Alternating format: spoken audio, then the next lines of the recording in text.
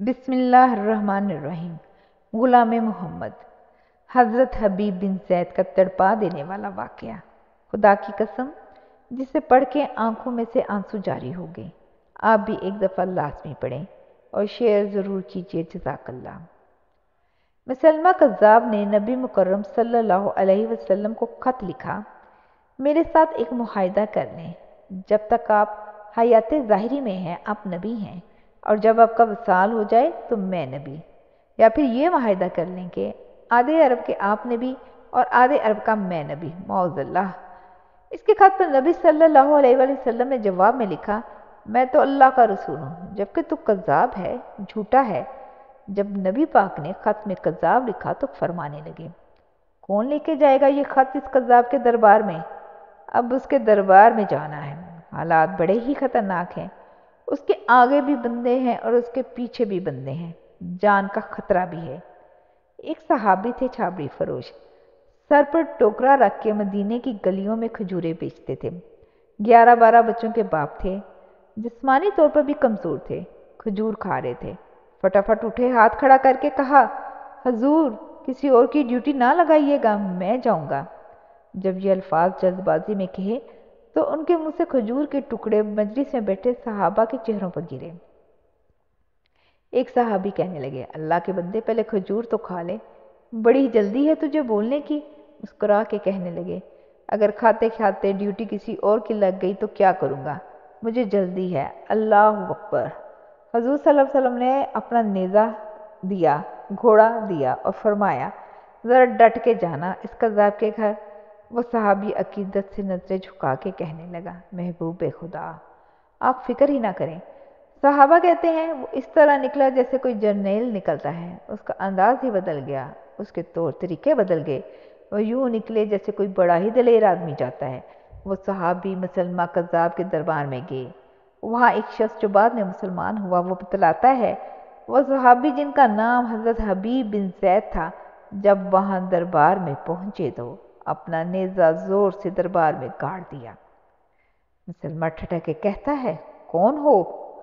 آپ نے گراتے ہوئے فرمانے لگے، تجھے چہرہ دیکھ کے پتہ نہیں چلا کہ میں رسول اللہ صلی اللہ علیہ وآلہ وسلم کا نوکر ہوں؟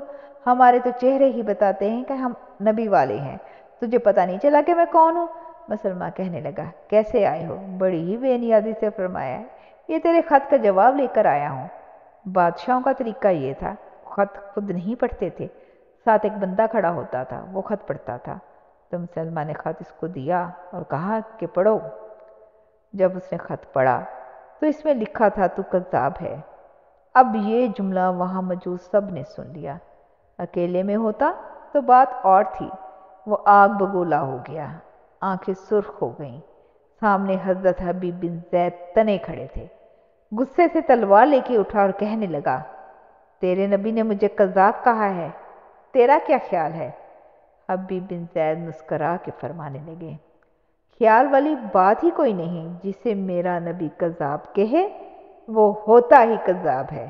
تو 7 سمندروں کا پانی بھی بہا دے تو بھی تیرا جھوٹ نہیں دھل سکتا۔ مسلمہ غصے کی شدت سے کانپتے ہوئے کہنے لگا، تو پیچھے پلٹ کے تو ذرا دیکھ، سارے میرے سپاہی، میرے پہرے دار، تلواریں، نیزے، خنجر، تیر سب تیرے پیچھے کھڑے ہیں، میرے ماننے والے ہیں۔ حضرت حبیب بن زید رضی اللہ تعالیٰ عنہ فرمانے لگے، میرے 12 بچے ہیں، ان میں سے کچھ ایسے ہیں جو دودھ پیتے ہیں اور کچھ ایسے ہیں جنہوں نے ابھی چلنا نہیں سیکھا۔ میں جب رسول اللہ کا پیغام لے کے نکلا تھا تو میں نے پلٹ کے بچے نہیں دیکھے، تو تیرے پہرے دار کیسے دیکھ لوں؟ جو جی میں آتا ہے کر۔ غلام محمد صلی اللہ علیہ وسلم جان دینے سے نہیں ڈرتے۔ مسلمان نے زور سے تلوار ماری، بازو کٹ کے گر گیا اور کہنے لگا، اب بول، اب تیرا کیا خیال ہے؟ آپ فرمانے لگے، تو بڑا ہی بیوقوف ہے، ہمیں آزماتا ہے، ہمیں تو بدر سے لے کر احد تک سب آزما چکے ہیں، تو ابھی بھی خیال پوچھتا ہے؟ میرا خیال وہی ہے جو میرے نبی نے فرمایا۔ مسلمان نے پھر تلوار ماری، دوسرا ہاتھ کٹ گیا، کہنے لگا، میں تجھے قتل کر دوں گا، باز آ جا۔ آپ فرمانے لگے، تو بڑا ہی نادان ہے، ان کو ڈر آتا ہے جو فجر کی نماز پڑھ کے پہلی دعا ہی شہادت کی مانگتے ہیں، جو کرنا ہے وہ کر لے۔